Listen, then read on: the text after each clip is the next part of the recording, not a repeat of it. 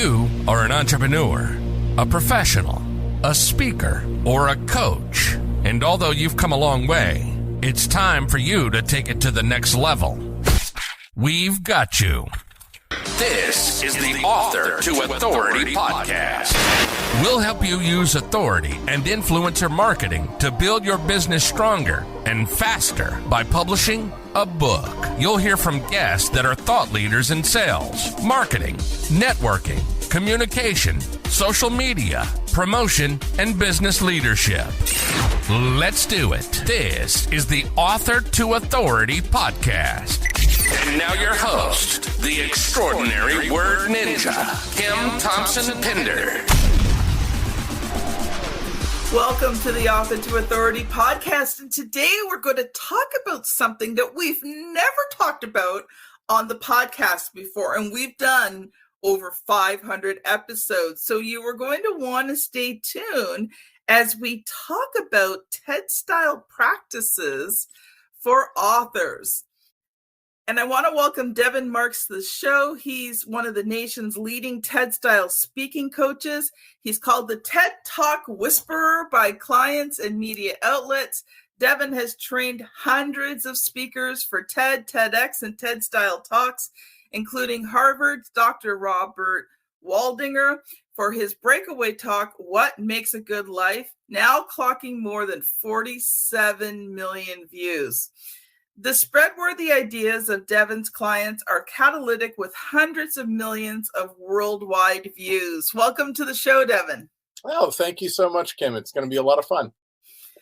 So, we decided to call it TED-style practices. And so I guess first the big obvious question, I mean, we've all heard of TED Talks, but what is a TED-style practice?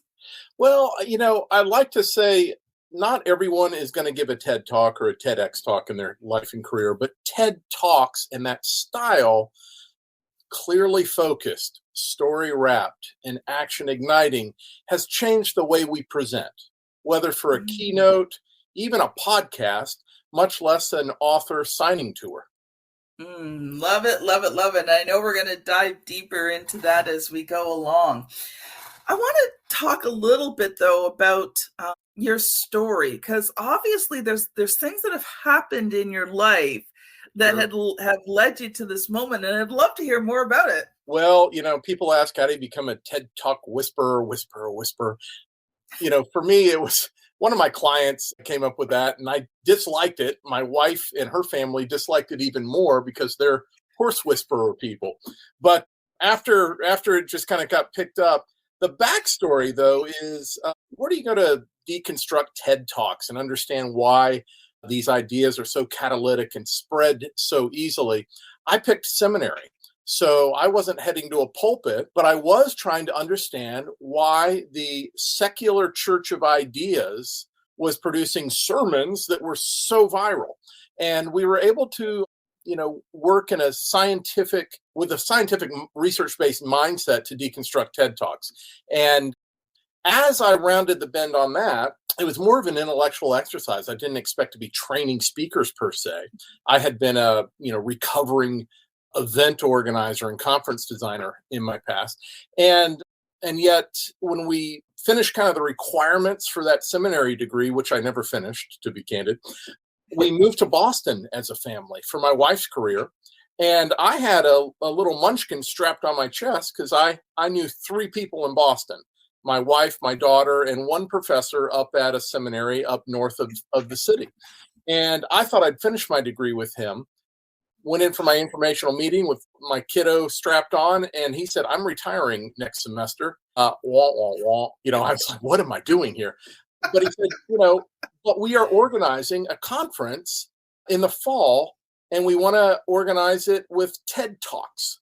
And voila, we were off and running. We decided to link arms, and I was able to bring these best practices of TED from my research and blend them with a conference in the TED style. And by that, I mean with a countdown clock, very rigorous time counts, with presentations that were more story driven than data driven. And the response to that was so enthusiastic. And my wife was so encouraged that, the decision was, hey, let's train some speakers, not produce the events, because that's really stressful and a heavy lift, but let's just work with speakers. And the very next speaker I worked with was Dr. Robert Waldinger, whose name you pronounced correctly, and his breakaway TED Talk, which is now an all-time top 10 talk. I love it. I love it. I love it. There's a couple of things there that you kind of said that just really grabbed my attention. And, first of all, it's, moving to a city where you know nobody. I did that in September of 2022. My husband retired from his 30 plus year job. He is re-careering and we moved across Canada. Oh my, yeah. To where we know nobody. So I hear you on that one, and I know what that is like. But, one of the things that you shared there was the fact that you took an unusual approach to studying something, and you allowed that approach to help define you in ways that you didn't even realize. Interesting. Yeah, that's very perceptive. That's so true. And, what's the term? Oblique strategies sometimes sparks ideas for writers and TEDsters who want to form an idea. Those oblique strategies sometimes bring us to something from a different angle, and we see things with an aha set that is unique. And I suppose in retrospect, that's what happened for me. Of course, in that path, there are all sorts of other weaves to the cord of the story, right? One of my best friends and mentors happened to be an 80-year-old who used to be Billy Graham's driver and who married Billy Graham's secretary. And I am so jealous. Well, Lyman Coleman had been the young guy on the team back in the day, and he had done the advance work for the events, the crusades running through towns.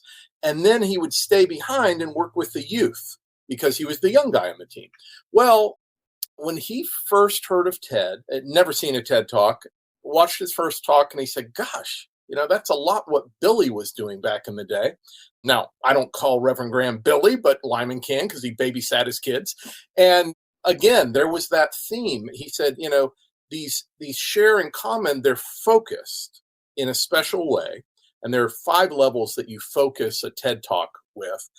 They're story wrapped or sticky stories. And then finally, there's a call to action that's igniting, that leads to practical next steps today or tonight or tomorrow, not next week, next month, or next year.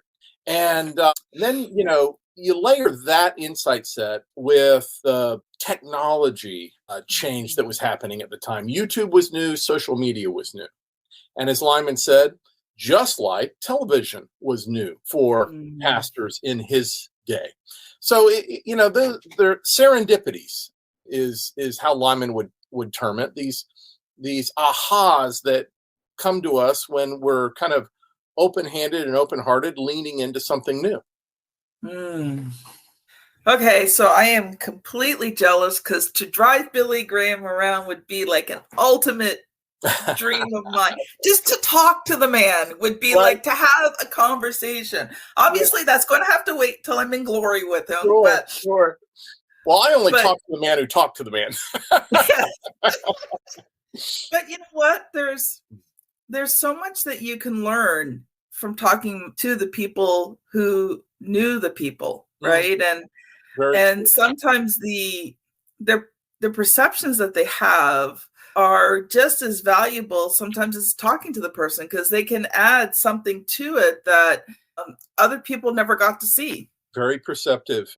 Ever so true. When I think back to that first event, the TED Style Conference that Dr. David Gill was organizing, it was a faith at work summit, right? So a lot of theologians, a lot of heads of centers of faith and work in the marketplace, a lot of authors, and very polished and experienced pastors, right? With, audiences of 1,000 or 10,000, whatnot.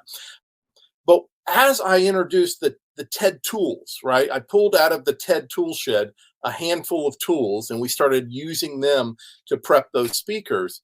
One of the unexpected serendipities was Tom Nelson, one of the biggest names in that space, said, this has reshaped my whole understanding of story and how I share, not only from scripture, but from my life and my personal experience with an audience, which of course is a very, very TED sort of thing, right?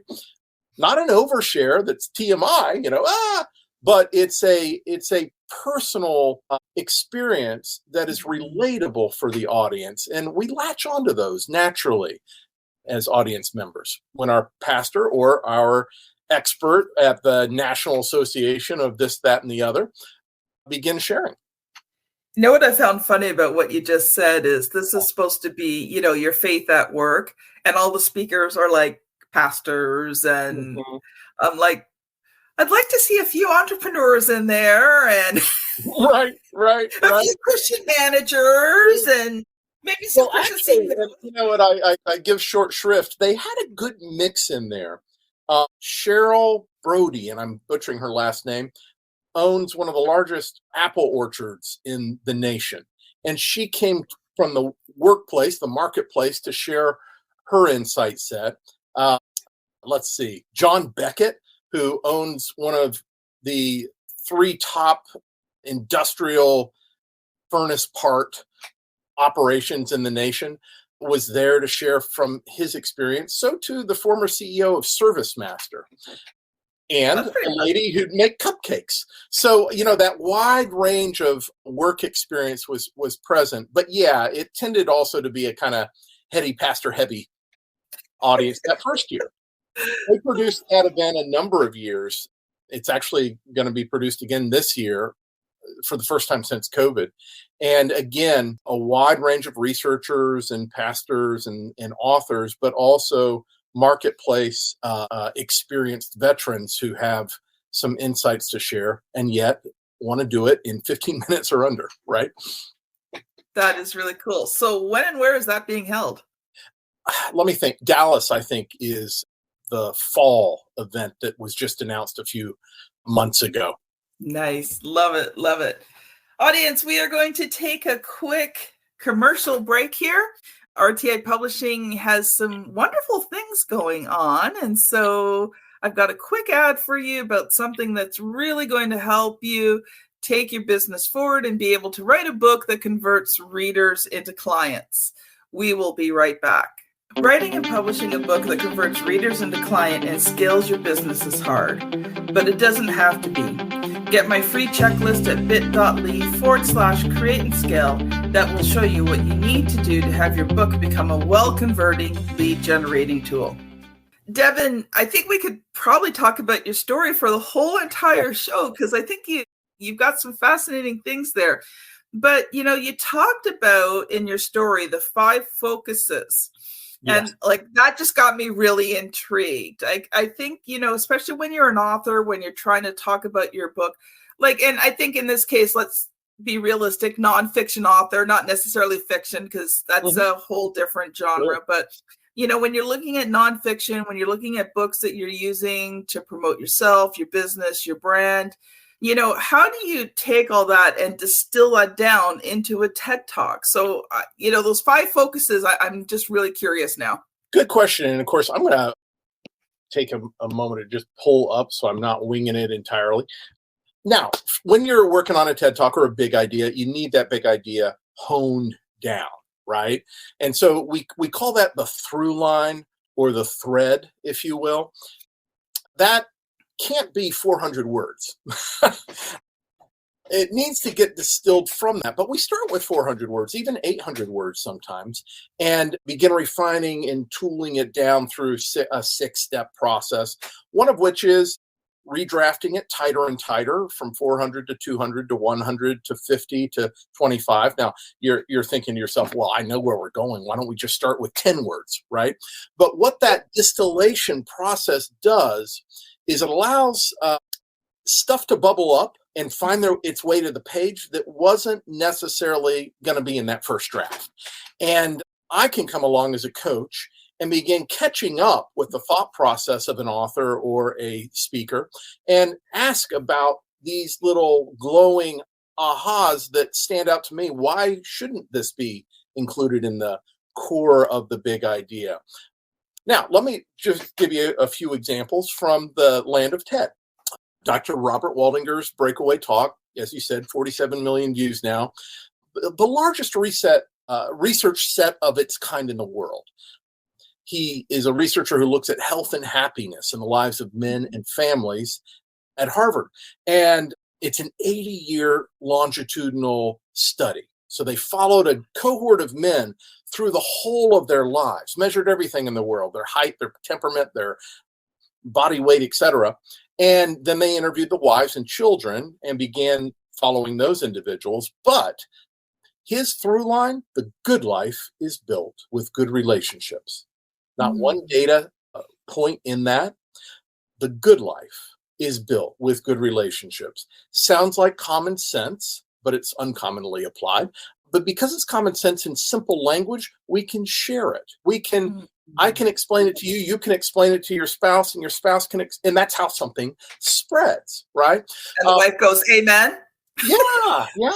Another very popular TED Talk, top 10, is Simon Sinek's talk. He's the why guy, right? People don't buy what you do, they buy why you do it. People don't buy what you do, they buy why you do it. Well, tell me about this how what, but also tell me about the why. Just like Dr. Waldinger's, tell me about the good life. How do you build it? And, what is it, right? Those types of through lines represent weeks, if not months, of refinement. And of course, a hidden factor in prepping a TED Talk is you're always practicing it. If Yes. it's a 15-minute talk, it's 0 to 15 minutes with your Starbucks barista. Then it's 0 to 15 minutes with your next door neighbor, 0 to 15 minutes with that class you teach once a month, etc. You try and get 50 to 75 to more live, full-on practice sessions. And when you do, if you're an author, think about the conversations you're having. As you do, feedback loops begin, right? And that begins to tweak and refine just a little bit a word or a phrase or a clause of that through line. Now, that's a lot. Let me step back and go, okay, 5-fold focus, the big idea. That's the first step. The second step is undergird that big idea with what we call the rule of 3. Because research shows we're not going to remember 7, 17, and 27 things. We're going to remember 5 or fewer is the research, where the research points. 3, though, is our cultural norm, our default. 3 wise men, I came, I saw, I conquered, 3 little pigs. I could go on and on with the 3 musketeers. It's just, we default to 3. So undergird that big idea with 3 key points, and then also ensure that they're balanced, given the same weight, the same heft, the same length, the same style, individually and work together to move that big idea forward, right? So, Dr. Waldinger's first key point was, our social connections are really good for us, right? Supports the big idea. The good life is made with good relationships. Oh, social connections. Healthy social connections are good relationships. The second key point was our close relationships matter most. That's our spouse, our kids, our children, our fellow siblings. Now, notice how those 2 individually hold up the big idea, but they also lock and move it forward to his third point, which is good relationships protect our health and our brains, right? Turns out cognition later in life is higher, and Parkinson's and Alzheimer's are less likely to be a norm if a man leans into relationships as opposed to withdraws from them and isolates. Fascinating stuff. I digress, but big idea, 3 key points. And then the third element that goes into a clearly focused message in the TED style is we then take that content and hang it on the very minimalistic standard TED outline, which means a lot of stuff, that cursive knowledge, a lot of stuff flutters to the floor. There's just not a hook to hold it in the 15-minute talk. And that exercise, I'm sure editors experience this all the time with their writers. That exercise tightens and hones and focuses that message all the more. There was one word I was thinking of through this whole entire thing. What's Thesaurus. Okay, there you go. Yeah, that comes in handy. Absolutely. Well, as a publisher, I must admit, editing is my weakest skill, but because I've not only done all of my own books, but when I was first starting the publishing, I did pretty well most things on everybody's books. Oh. I have learned the power of the thesaurus and how a thesaurus can take 4 words down to 1. And it stimulates ideas that probably weren't there as well. So, I just pulled up the 5 because I don't want to just wing it. The way I want a non-TED speaker to think of, and this is key on for authors, and I think it's important for authors to think, I'm not the TED Talk necessarily, although that can really help a book. I'm going to give a TED-style keynote at the National Association of Fill in the Blank. I'm going to give a TED-style presentation at the next author signing at the library or the bookstore. You're on the circuit pushing that book. That should be a fully sculpted presentation, and then you can thumb through and start reading passages and take Q&A. But if you make the most efficient use of those 10 minutes or 15 minutes, that's the presentation. Far too many authors kind of stumble, rumble, grumble through that presentation. And a way I can sum this up visually for everyone is, if you're going to give a presentation, that TED outline, we want you to picture, if you will, in your mind, a temple, right? An Athenian temple with that arched roof. And okay, so the arched roof is the big idea, the through line, the thread. The 3 columns support it. And just like in architecture, we need those columns to be the same height, the same width, the same density. So too, the key point set. And then third is there's a call to action, an action igniting series of steps out of the temple that are small but doable. It's not boil the whale, boil the ocean, save the whales, remove all the plastic from the ozone layer or whatnot. It's instead walk up to the water's edge, holding hands with your child, and pick up a piece of plastic, invite them to pick up a piece of plastic, and repeat it. And as that's taking place, somebody down the shoreline is going to see you picking up trash, and they may be inspired to do the same. Now, what I've just described is a call to action that's repeatable, shareable, spreadable, even perhaps habit forming. 2 other features on the message temple. You need a doorway in, you need a doorway out. That's a story, a personal story in, personal story out. Or perhaps it's an opening of the story, and at the end, you close the story doorway, and then you exit. Well, of course, the call to action for, an author's audience is, 1, obviously, buy the book. But even more interesting is share the book, right? So that message template, if you will. The 4th is, now in the same context, we don't use PowerPoint in the land of TED. That's one way we focus the audience's attention, not on an image with 7 bullet points, which have 7 words that are fluttering, underlined, italicized, bold, and colored even. No, a simple, clean image alone. And if an image alone won't do it, a phrase. And that's it. So fewer than 7 words total, right? On average, in the old day, the average slide has 40 words on it. And it's just, you can't process it, right? So some of the best TEDsters, either A, don't have a presentation. Think Brene Brown, there's no deck there. Think Sir Ken Robinson, no deck was there. Or they have a minimalistic one that's image only with phrasing. That was Dr. Waldinger's presentation. And then the 5th way to focus the message in the TED style is what I call highway safety, right? Now, this is a little picture. You're driving along. You're the author. You're the speaker, and you're driving along in the minivan, right? And as you drive that minivan, your audience is in the back. Now you're along the highway.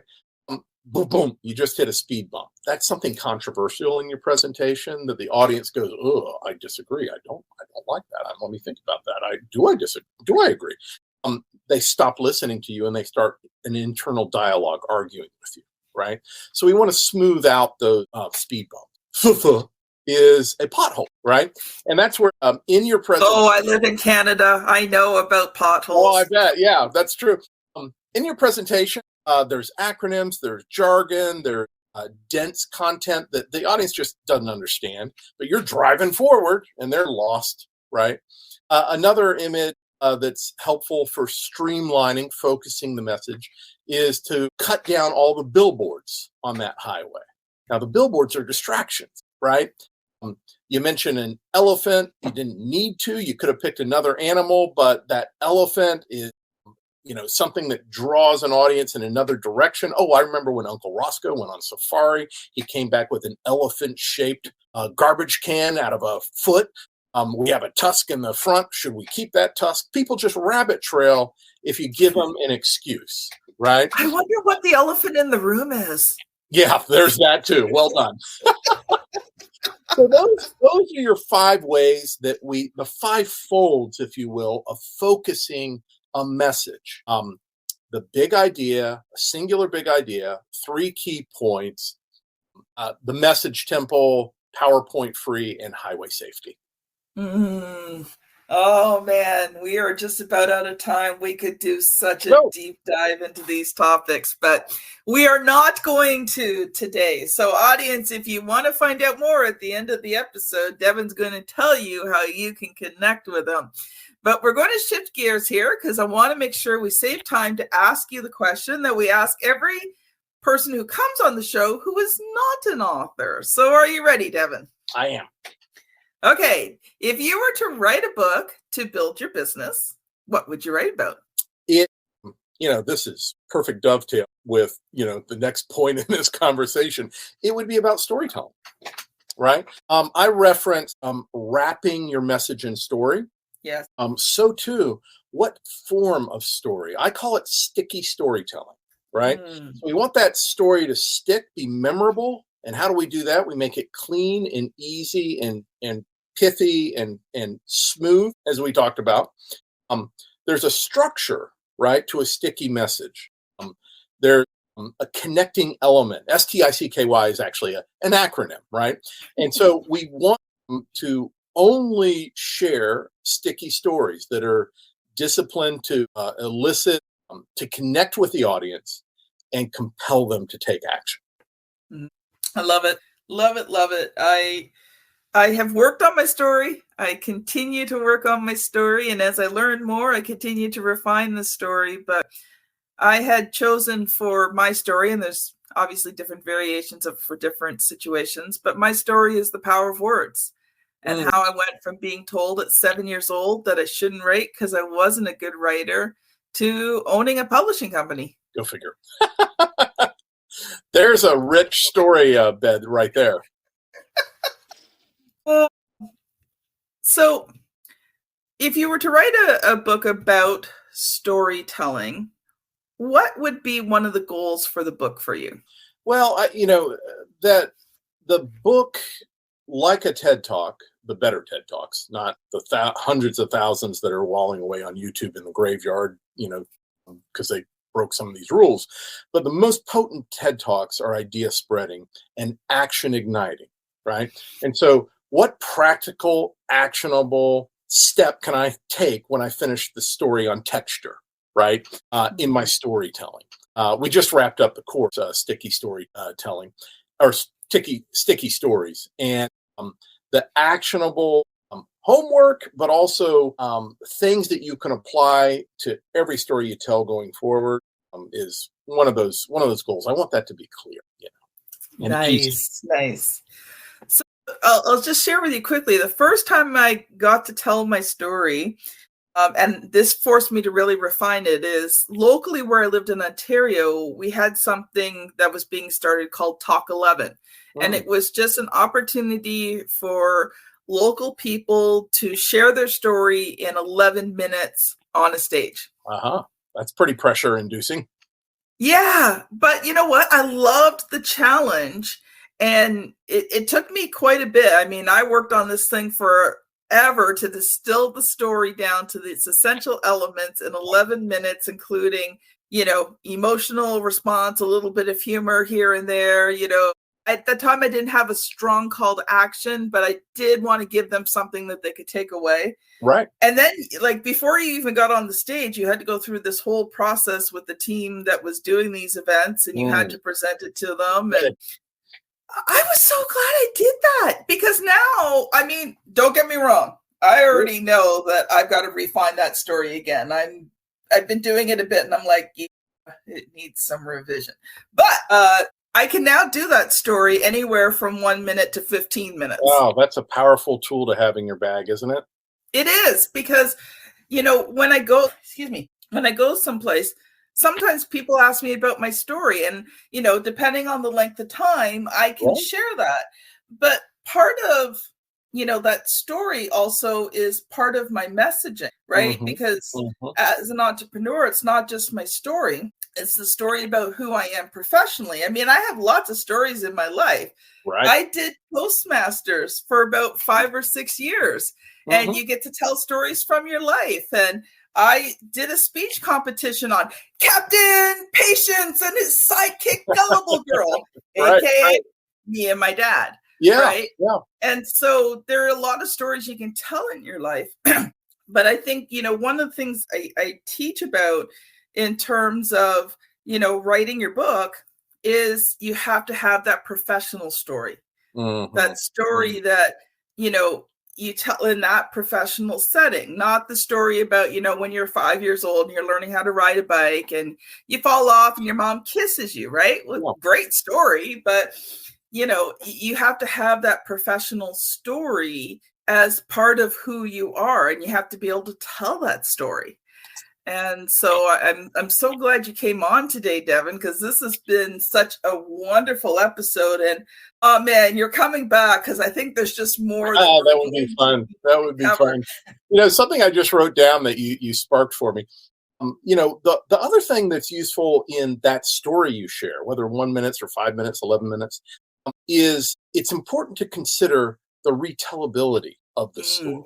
And the story is going to die, or it's going to be retold, and you want it to be retold in a way that's true to the intention. And that retellability is so much a part of TED, and its best practices. And so as your authors think about the way that they're sharing the story of their book, right, distilling that down so that it's sticky and it's focused and it leads to action that is repeatable, shareable, acceptable.